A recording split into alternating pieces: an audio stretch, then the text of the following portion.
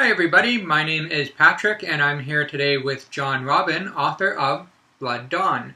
It's an epic fantasy novel currently funding on inkshares.com, and it's a long one. It currently runs 750 pages. Oh, it'll be less than that because I'm cutting a character. Okay, so a little less than 750, but it's quite a bit longer than your average novel, I would think. So John, tell us a little bit about Blood Dawn for the people that don't know anything.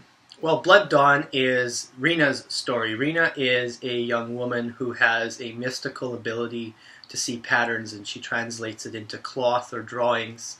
And Rena finds out in Blood Dawn that she is the long-lost daughter of Azadul, the former god king of a grand empire. Blood Dawn is set in the city of Golheim, once the capital of Azadul's empire.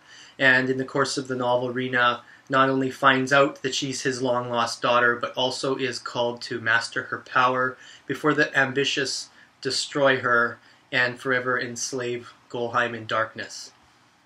Sounds pretty good.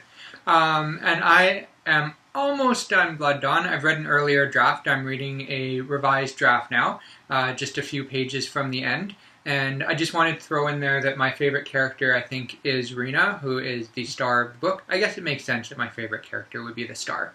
But one thing that I found really interesting is that she expresses her magic, or has her magical abilities expressed through her weaving.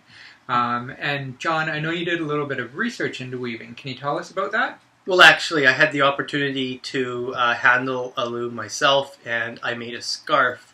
In fact, if you're probably on my Inkshares page watching this video right now, you'll see a picture of me in my bio picture where I'm wearing this scarf. That was a great experience. I really felt like I understood Rena a lot more, and I also discovered I had a talent for weaving, so maybe I have some magical abilities that I haven't discovered yet. Awesome! It's a very impressive scarf that you wove. You should definitely check it out if you haven't seen it already. My next question has escaped my mind for the moment. Oh, right, yes. Now, John, I know you've been working on this novel for a couple years. 3 years? Actually, this novel I've only been working on for a little over a year, maybe almost a year and a half. Okay. But it's my 4th novel. I've been writing, seriously trying to get this novel thing to work for about 9 years now. And I've been in the process of writing something, polishing it up, sending it to agents, learning about revision through hiring editors. So I've really learned the ropes in terms of how to write a solid story, how to revise, how to prepare. And this novel really is sort of it's me at my best, I feel.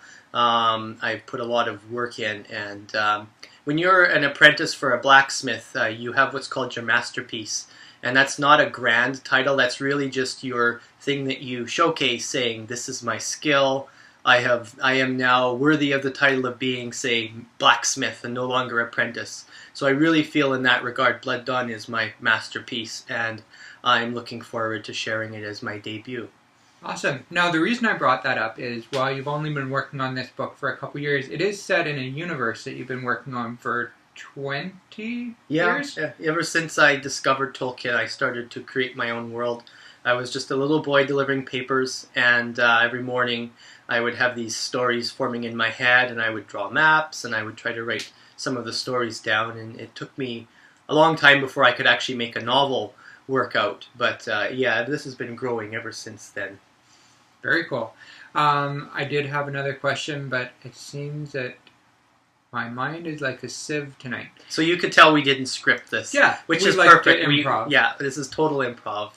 Okay, well, I guess one thing that we could talk about is lots of people, when they write a book, they just do it as a solo venture. They do it themselves with no support, and they try to get it published. But I know you've been doing it a little bit differently. Can you tell us about the program you've been in? Yeah, I'm part of the Author Accelerator program, and actually I was just recently hired as an editor for that program as well. So it's a great model for writers who want to put out a solid draft. In fact, the draft you finish with Author Accelerator is about the same as a 5th or 6th draft that you would write on your own. Author Accelerator pairs you up with an editor, so every week you write about 10 pages of your novel, you submit it to an editor, and the editor gives you feedback to make sure you're moving forward. I put Blood Dawn through the whole treatment, all the way to the end.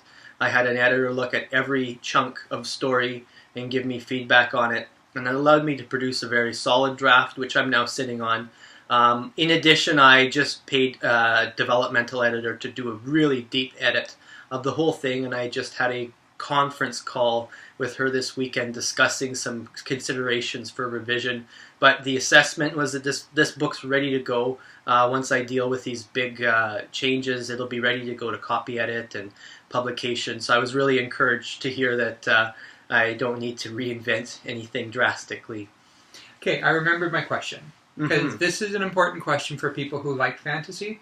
I admit I don't read a lot of fantasy, so I wouldn't really know how to answer this question. But let's say someone reads a lot of fantasy. They know Tolkien, they know, what's his name, George R. R. Martin, they know whoever else it is on this bookshelf behind me.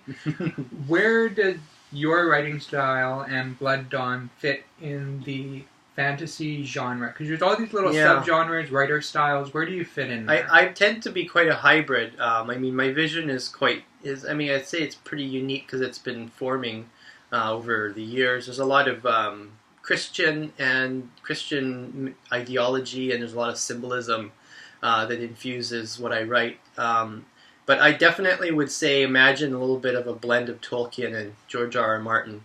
That would be the simplest way. Think there's a little bit of Wheel of Time for the magic system. The magic is a little bit more systematized than Tolkien's magic, but I still do. I have magic that is not as structured.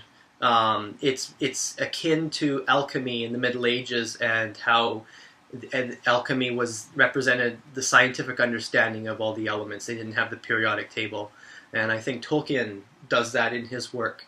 Although he dabbles with magic a lot less. It comes up when he needs it. Whereas I like where magic is very much a part of society. So Tolkien, Jordan, Martin, those are my prime influences, and you'll see a lot of that at play in Blood Dawn. And those are authors I've actually heard of. Not read them all. Not yet. He's going to make me. I think he's making me read Tolkien next. I've read George R. R. Martin. But he's going to make me read Tolkien, and then I think he's going to make me read Robert Jordan, which I see on the shelf right here. So I think that might be on my reading list. Well, you read so much, you might as well. I read Star Trek, as we all know. And he's turned me to the Star Trek side. In fact, I've gotten a lot of inspiration from Star Trek, specifically a lot of the alien cultures. I just find them so great for making you think outside the box as a fantasy writer. So I have some very peculiar cultural traditions that I have to thank watching Star Trek for it. Well, ultimately, thank Pat for his influence on me. So if you like the book, it's all because of me. Just remember that. Yeah, remember that. Or make sure you order his book, Infinity Mind, which we actually have an intro video. I introduced him, so we thought we would do this video together to give fans of Blood Dawn a little bit of a taste, a little bit of a background on it that might be a bit more exciting than what you would just read if you read the blurb on the Inkshares page. All right, I have one final question. Okay. Lots of people, when they write a book, they have some sort of central idea or theme or point in mind. Now, Blood Dawn is totally just this grand epic story, but if you were to boil it down to one point, what would it be? Free will cannot be suppressed. That's the point of Blood Dawn. You have this society where art is illegal, and to me, the ability to express art is the ultimate model or symbol of free expression. And so, Rena needs to discover her abilities. She's terrified. She has to overcome her fear, find her inner self-confidence. So that's very much a point in Blood Dawn. And for me, there's a reason that point comes through in Blood Dawn.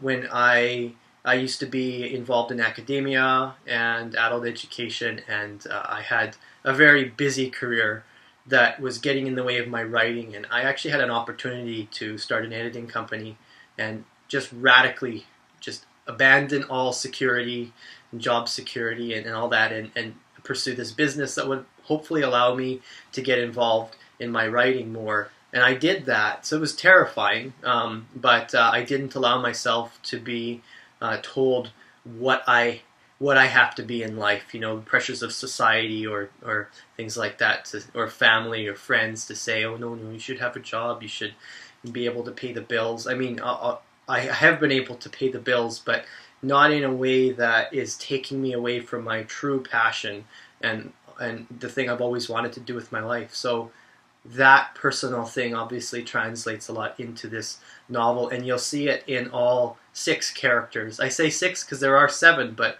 the editor who just went over my manuscript told me to cut one, and she gave a good argument, so I'm doing it. It's Manwin, by the way, so if you've read the Manwin chapters, just know that those won't be in Blood Dawn.